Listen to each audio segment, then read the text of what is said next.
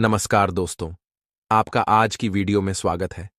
एक बार की बात है, एक लड़का जिसका नाम राम था, वो अपने आप से दुखी था क्योंकि उसने अपने जीवन अब तक कुछ नहीं किया था। उसके घर वाले उसे ताने देते थे कि तुम्हारे सारे दोस्त कोई ना कोई काम करते हैं, लेकिन तुम कुछ नहीं करते। वो जहां भी जाता, सब उससे यही सवाल पूछते कि तुम अब क्या कर रहे हो। वो अपनी नजरों में गिरने लग पड़ा था। उसे ये बताने में शर्म आ रही थी कि वो कुछ नहीं करता। वो अकेला बैठा बस अपनी किस्मत को कोसता रहता। उसे अपने जीवन को खत्म करने के ख्याल आने लगे थे।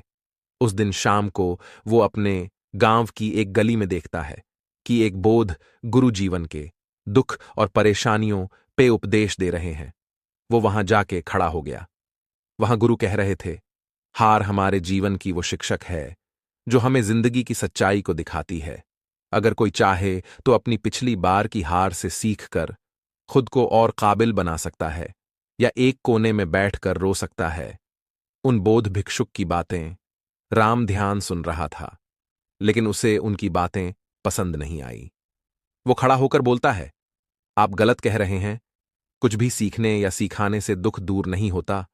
वो बोध भिक्षुक उससे पूछते हैं, तुम्हारा दुख क्या है। राम उन्हें अपनी सारी समस्या बताता है और उनसे पूछता है, क्या आपके पास मेरे दुखों का कोई समाधान है। महात्मा उससे कहते हैं, तुम इस दिन मेरे पास आना, जिस दिन तुम्हारे जीवन में सच में दुख होगा। इतना कहकर गुरुदेव वहां से चले गए। राम सोच में पड़ गया कि क्या जो चीजें मेरे जीवन में हो रही हैं वो दुख नहीं है। वहां से जाने के बाद राम ने एक व्यवसाय शुरू करने का सोचा, लेकिन उसमें उसे कुछ खास सफलता मिलती नहीं दिख रही थी। लेकिन उसके अपने सब खुश थे कि वो अब कोई काम तो कर रहा है। कुछ समय बाद उसके काम में उसने रफ्तार पकड़ी। उसे धीरे धीरे अपनी मेहनत के परिणाम दिखने लगे।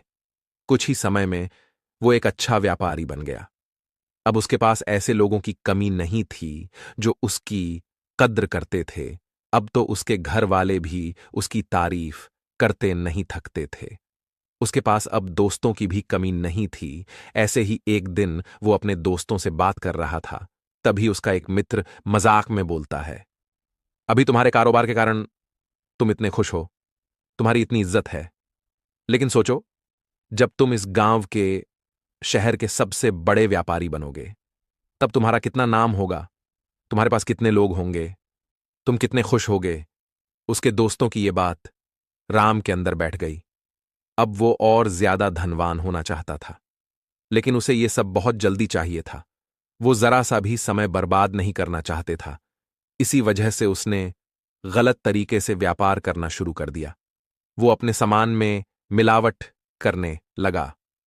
इससे उसके पास धन तो आ गया, लेकिन उसका सुकून छीन गया। वो अब पहले जैसा शांत नहीं रहा था। अब धीरे धीरे उसका काम बंद पड़ने लग गया था। उसके ऊपर बहुत ज्यादा कर्ज हो गया था, लेकिन उसे चिंता नहीं थी, क्योंकि उसने सारा कर्ज अपने दोस्तों से लिया था। उसे यकीन था कि जब भी मेरा बुरा वक्त आएगा, तब मेरे मित्र और बाकी सब मेरे साथ रहेंगे। लेकिन ऐसा कुछ नहीं हुआ।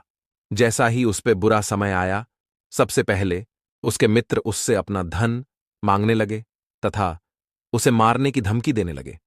उसकी सारी संपत्ति खत्म हो गई थी। वो जीवन से हार चुका था। लेकिन तभी उसे उन बोध भिक्षुक की बात याद आई। वो सीधा उनके पास चला गया। उनको अपनी सारी समस्या बताने के बाद वो उनसे इसका हल पूछने लगा। महात्मा उससे वही बात कहते हैं कि जब तुम्हारे जीवन में असली दुख होगा, तब तुम मुझे बताना, मैं उसे हाल कर दूंगा।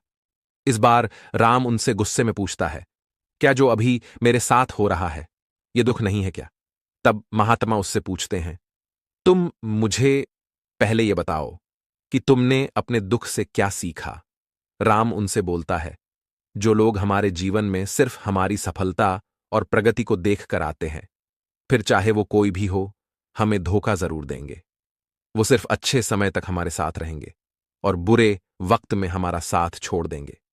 राम की आंखों में अब आंसू थे। गुरु उसे कहते हैं, अब तुम इस संसार को भली भांति जानते हो, और उसे एक सोने से भरा मटका देते हैं जो राम के द्वारा ही उन्हें दिया गया था।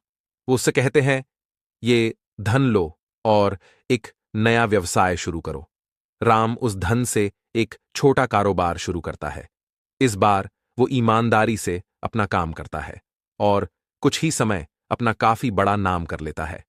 लेकिन इस बार वो किसी और की बात सुनने के बजाय खुद की सोच का इस्तेमाल करता है। तो दोस्तों, मुझे उम्मीद है कि आपका ये कहानी पसंद आई होगी। धन्यवाद।